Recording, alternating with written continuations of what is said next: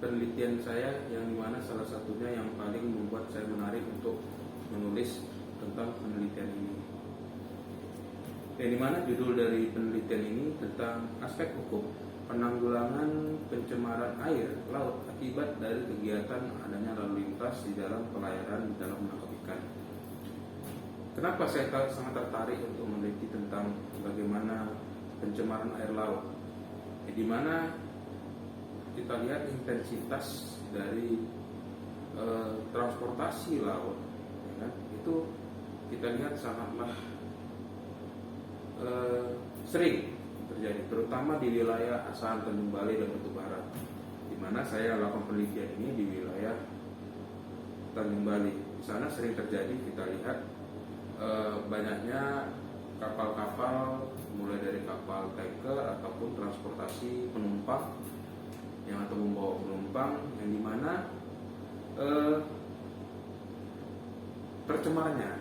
tercemarnya dari laut ataupun muara di wilayah dari laut dan Tanjung Balai. Jadi kalau kita lihat bagaimana pencemaran ini menyangkut tentang masalah hukum lingkungan dan juga menyangkut tentang bagaimana hukum perikanan dan ataupun hukum laut. Berdasarkan Undang-Undang Dasar 1945 di dalam pasal 33 ayat 3 yang dimana menyatakan bumi, air dan kekayaan alam lainnya atau yang terkandung di dalamnya itu dikuasai oleh negara dan dipergunakan untuk sebesar-besarnya bagi rakyat, untuk kemakmuran rakyat. Jadi kalau kita lihat bagaimana pemanfaatan secara optimal diarahkan dari pada pendayagunaan sumber daya ikan dengan memperhatikan daya dukung yang ada dan pelestarian untuk meningkatkan kesejahteraan rakyat, meningkatkan taraf hidup nelayan kecil dan pembudidaya ikan kecil. Jadi kalau kita lihat bagaimana untuk membudidayakan ikan di wilayah laut, ya kan, apalagi dari nelayan kecil, kalau misalnya air tersebut sudah tercemar, bagaimana pembudidaya ikan ini bisa berhasil dan mendapatkan keuntungan untuk bisa menghidupi keluarganya sendiri, dan sementara air tersebut tercemar. Oleh sebab itu, maka saya sangat ingin meneliti lebih dalam apa faktor, kan? Apakah termasuk juga faktor dari limbah pembuangan masyarakat, kan? Atau juga ada faktor-faktor yang dimana unsur dari kesengajaan, atau juga memang masyarakatnya tidak mematuhi atau tidak menyadari apabila misalnya membuang sampah sembarangan akan berdampak terkait tentang pencemaran laut, ya kan? Apabila misalnya masyarakat itu identik atau lebih banyak pekerjaan adalah masyarakat nelayan, ya otomatis mereka makin sulit untuk menangkap ikan karena air tersebut sudah tercemar, ya. Jadi secara tidak langsung, ya kan, dalam zona ekonomi eksklusif itu juga termasuk di dalam pencemaran ini. Kalau semakin lama tidak adanya perlindungan, tidak adanya pengawasan, ya otomatis tidak langsung masyarakat nelayan pasti sulit untuk menangkap ikan, ya. Makin sulit untuk menimbulkan kesadaran, ya. Dan juga makin kesini nantinya makin melebar tentang pencemaran di wilayah laut tersebut. Jadi karena oleh sebab itu bagaimana kita butuh adanya kepastian hukum, ya kan? Apakah ada peraturan daerah, ya kan, yang melindungi laut di wilayah Tanjung Balai tersebut? Jadi, kalaupun memang tidak ada peraturan daerah, wajib harus ada peraturan daerah yang dikeluarkan oleh ataupun yang disahkan oleh wali kota, yang dimana disusun oleh DPRD wilayah Tanjung Balai. Nah, makanya saya sangat tertarik untuk mengkaji lebih dalam atau meneliti lebih dalam tentang bagaimana bagaimana penanggulangan dari pencemaran air di wilayah Tanjung Balai terhadap adanya kegiatan lalu lintas. Apalagi kita lihat makin banyak lalu lintas yang akan dilakukan oleh wilayah laut. Apalagi kalau nanti sudah terbukanya dermaga di wilayah Tanjung Tiram atau Batu Bara, otomatis lalu lintas transportasi, pengangkutan barang, pengangkutan di bidang transportasi publik atau penumpang pasti makin akan lebih sering dilakukan. Itu sebabnya harus adanya undang-undang ataupun adanya bentuk pengawasan yang melindungi dari laut, yang dimana minimal atau minimalisir ke depan akan tidak ada lagi adanya pencemaran di wilayah laut tersebut. Kan harus ada pengawasan di Dinas Kelautan dan Perikanan, Dinas Lingkungan Hidup. Mereka harus berkolaborasi, ya kan, agar tidak terjadi lagi adanya pencemaran di wilayah laut itu sendiri. Jadi kalau kita lihat ada juga peraturan daerah Kota Tanjung Balai itu tentang masalah izin usaha perikanan, yang dimana Perda tersebut nomor 6 tahun 2006 tentang izin usaha perikanan. Setelah peraturan daerah tersebut tidak ada lagi peraturan yang dimana tentang adanya sangkut paut tentang masalah pencemaran air. Itu yang harus kita rumuskan ataupun kita teliti, kira-kira bisa nggak untuk diantisipasi terkait tentang adanya pencemaran air di wilayah laut atau Balai tersebut. Jadi kalau kita lihat bagaimana aspeknya, bagaimana hambatannya, pasti ada hambatan yang terjadi di dalam penegakan hukum sektor perikanan, ya kan? Terkait kalau misalnya ada peraturan daerah tentang masalah pencemaran air wilayah laut, dimana itu sangat merembet, ya kan?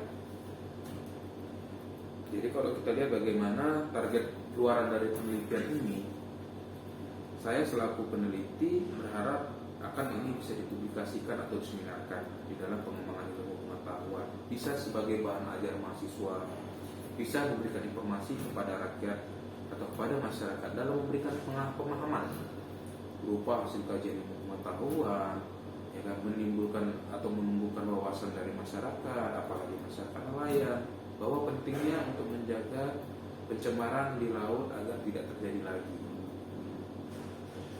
Jadi kalau kita lihat bagaimana pencemaran air ini sangat berdampak sangat luas, misalnya dapat meracuni air minum, meracuni makanan hewan, menjadi penyebab ketidakseimbangan ekosistem sungai dan danau.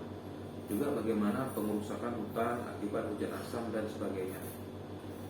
Jadi kalau orang pada mulanya orang berpikir itu dengan melihatnya luasnya lautan, maka semua hasil buangan sampah dan sisa-sisa industri itu berasal dari aktivitas manusia, tidak datang seluruhnya dan dapat ditampung oleh lautan tanpa menimbulkan suatu akibat yang membahayakan. Padahal tidak seperti itu yang terjadi, ya kan? Sebagai contoh yang kita lihat di berita-berita yang pada umumnya banyak kapal-kapal tanker yang dimana terjadinya pembuangan sisa minyak kotoran. Itu salah satu di tengah laut yang bisa menimbulkan pencemaran air di wilayah laut, bisa mengakibatkan kematian ekosistem di bawah laut. Otomatis itu menyangkut juga tentang hukum perikanan, bukan hanya tentang hukum lingkungan. Jadi itulah sangat-sangat berbahaya terkait dengan adanya pencemaran tersebut.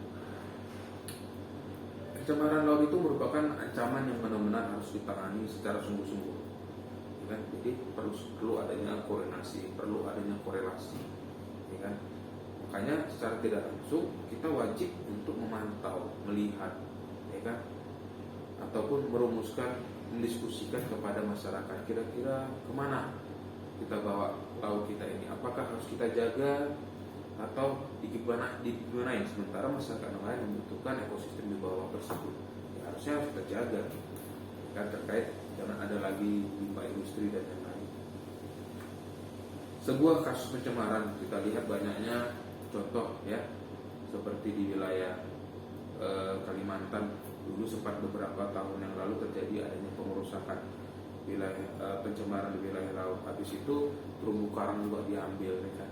Bukan dilestarikan, malah dicuri dan diperjualbelikan secara ilegal. Itu jelas-jelas ada undang-undang yang melindunginya terkait dengan pengerusakan ekosistem di bawah laut. Dan juga bagaimana pencemaran laut ini diartikan bagaimana adanya kotoran atau tumpahan minyak yang bisa mengakibatkan adanya pencemaran laut tersebut. Jadi kita lihat ada limbah pengerukan, ya kan? Ada limbah eksplorasi dan produksi minyak. Contoh misalnya laut tersebut memproduksi adanya minyak bumi, otomatis dalam memproduksi hasil minyak bumi mentah di bawah laut tersebut harus betul-betul safety, harus betul-betul menjaga SOP, standar operasionalnya, agar tidak terjadi namanya pencemaran di wilayah laut tersebut. kan?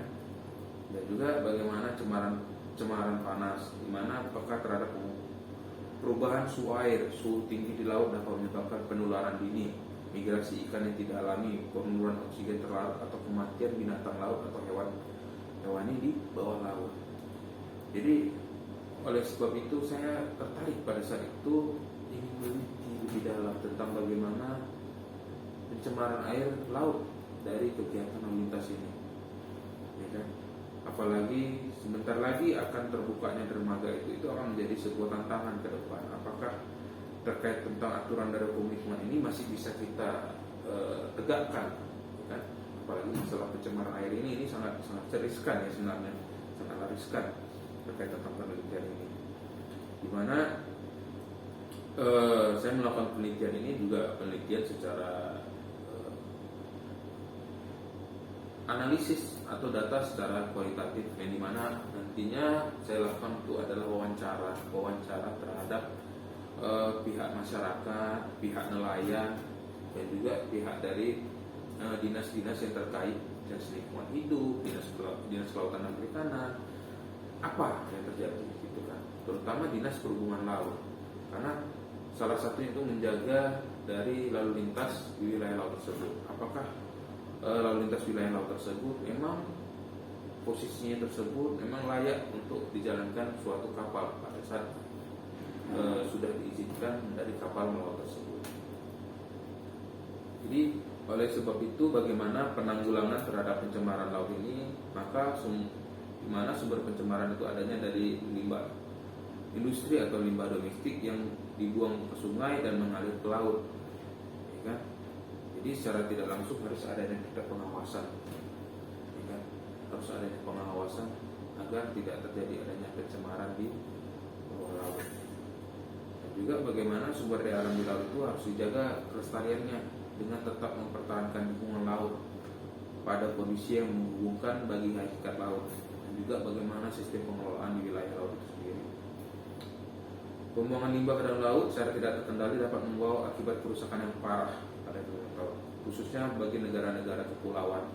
Kalau seperti wilayah Tanjung Balai itu adalah kita bilang masih wilayah muara, ya, dimana pasti lebih sulit kita memantaunya, apalagi di wilayah muara tersebut terkait tentang pencemaran.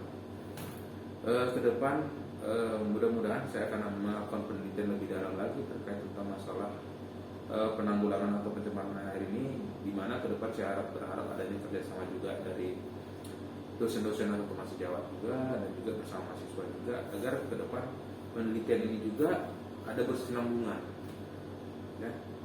Nantinya akan menjadi sebuah bahan bacaan yang baik buat untuk masyarakat. Itu aja yang bisa saya sampaikan selaku peneliti tentang masalah aspek untuk penanggulangan pencemaran air laut akibat dari kegiatan lalu lintas pelayaran dalam menangkap ikan. Sekian dari saya. Wabillahi taufiq wal hidayah. Wassalamualaikum warahmatullahi wabarakatuh.